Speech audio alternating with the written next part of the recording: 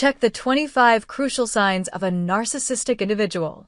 If you tick more than 15 of these, you must realize that you are involved in a relationship with a narcissist. These individuals are masters at playing the role of the victim. They are constantly looking for someone to blame or scapegoat, as they never accept responsibility for their mistakes. Instead, they will shift the blame onto others, be it you, their parents, or society. Furthermore, they have no belief in your personal boundaries. They are intensely controlling, wanting to regulate everything from your social media posts and stories to your entire behavioral schedule. They aim to break you down and construct a dependent, small version of you that they can manage. To fully grasp the depth of these destructive traits and the impact they have on crushing your self-esteem, watch this video now.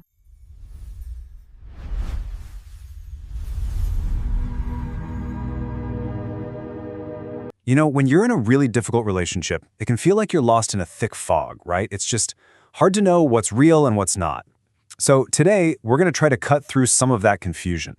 What we have here is a clear, structured framework, a checklist really, designed to help you find some clarity in what can be a deeply painful situation. Let's just start with this quote from the philosopher Alain de Botton.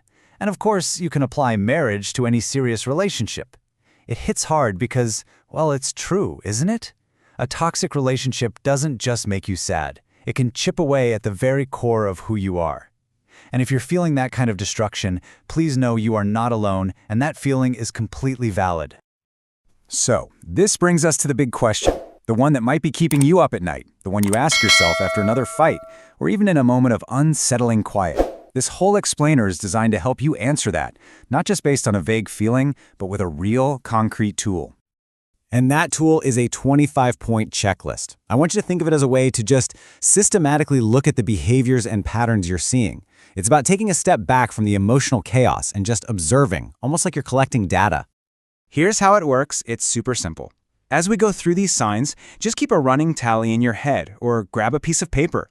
If a point we mention really hits home and describes something you experience regularly, give yourself 1 point. And try to be really honest with yourself. This is for your clarity, no one else's. Okay, so what do the numbers mean? According to our source, if your score is over 10, that's considered suspicious. It's a clear signal that there are enough red flags here that you really need to pay close attention. Now, if you score over 15, we move past suspicion and into a high probability. A score this high suggests you're likely dealing with some pretty significant narcissistic traits that are really shaping the dynamic of your relationship. And what about a score over 20? Well, the source is really direct about this. It's a near certainty that these destructive patterns aren't just there. They're a dominant driving force in your partnership. This is a really critical threshold to be aware of. All right, let's dive into the checklist itself. We're going to start at the absolute core of narcissism, which is this deep, unshakable sense of being better than other people. And that, of course, leads to the belief that they deserve all sorts of special treatment. So the first 5 signs are all about grandiosity and entitlement. Ask yourself, does your partner blow up every minor accomplishment into some heroic tale? Are they obsessed with fantasies of unlimited success or power? Do they seem to need constant, over-the-top admiration? Do they act like they are special and that only other special people can truly get them? And finally, do they have this powerful sense of entitlement, just expecting you and everyone else to jump when they say so? A classic giveaway here is how they treat waiters or retail staff. That disdain often reveals exactly how superior they feel. Okay, so we've talked about how they see themselves. Now let's talk about how they see, or maybe how they don't see you. This next group of signs is all about a massive emotional disconnect, a lack of empathy that makes it incredibly easy for them to use people for their own benefit. You know, a lack of empathy isn't just someone being a bit thoughtless now and then. We all do that. This is a fundamental inability to connect with what you're feeling. When you're excited and happy, they're just blank. When you're in pain, they're cold. It's like your entire emotional world is invisible to them. This is the quote straight from the source material, and it's just so chilling and visceral, isn't it? Like hugging a sack of potatoes. It perfectly captures that awful feeling of reaching for a connection and finding absolutely nothing there. Of showing your deepest vulnerability and just being met with a complete and total void. So you see how that emotional coldness leads directly to signs 6 through 10. Because your feelings don't register, they can become interpersonally exploitative, using your time, your money, your friends for their own gain. They're just unable or maybe unwilling to recognize your feelings. This group of signs also includes envy. They're either consumed with envy for others or they're convinced everyone is envious of them. And it all comes out as this arrogant, haughty attitude that looks down on pretty much everyone. So, what's next? If a person feels superior and has no real empathy, the next logical step is to control their world and the people in it, to make sure their needs are always met. And this is where manipulation becomes their go-to tool. This slide just lays out the breathtaking double standards, doesn't it? But the tactics go even deeper. They're super sensitive to any hint of criticism, but they dish it out to you constantly. They'll accuse you of doing the exact things they're doing. They'll punish you with the silent treatment or by withholding affection. And you'll almost never get a real, sincere apology, because in their mind, they are never, ever wrong. It's a world built entirely on their terms. This next set of signs shows you exactly how they maintain that control. They are absolute masters at playing the victim to dodge any responsibility. When something goes wrong, it is never their fault. They'll blame you, their parents, their boss, anyone but themselves. They use constant criticism to slowly wear down your self-worth, which makes you easier to control. And if you challenge them, they'll often unleash this sudden, terrifying anger to shut down the conversation. And over time, they might even try to isolate you from your friends and family. And these final points are maybe the most important of all, because they focus on the direct impact this has on you. They actively make you doubt your own perceptions, your memory, even your sanity. That's gaslighting. The result is that your home isn't a place of love, it's a place filled with anxiety. You probably feel like you're constantly walking on eggshells. Your needs, your feelings, they always come second. Your boundaries are ignored. And at the end of the day, you're just left feeling completely and utterly drained by it all. Okay, take a deep breath. You've gone through the signs. You have a score.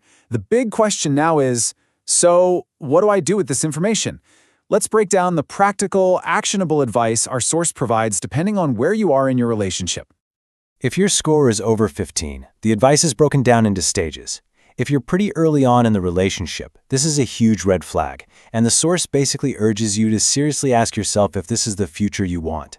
If you're committed but maybe not married or no kids yet, it's time for a really deep, objective reevaluation.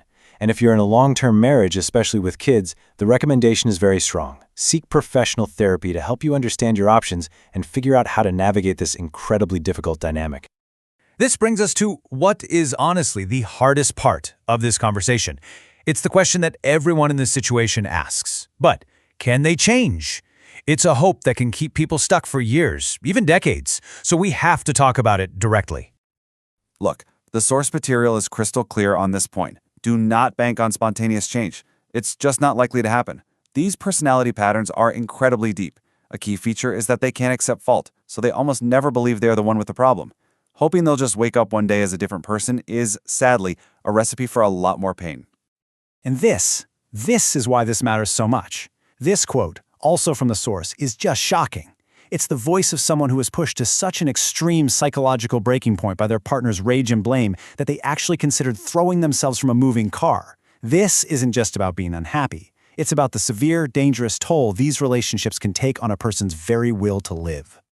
So if you can't change them, what can you do? The very first step is to turn the spotlight away from them and back onto yourself. It's time to assess the impact. Take a clear, honest look at who you were before this relationship started and who you are now. Are you more anxious, less confident? Have you lost touch with your friends or stopped doing things you used to love?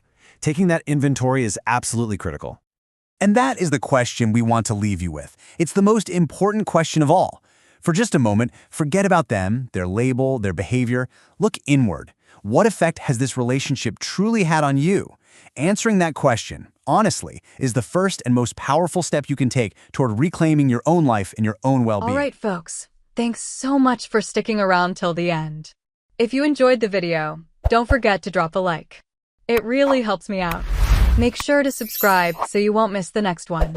And leave me a comment. I'd love to hear your thoughts and chat with you. See you in the next video. Take care.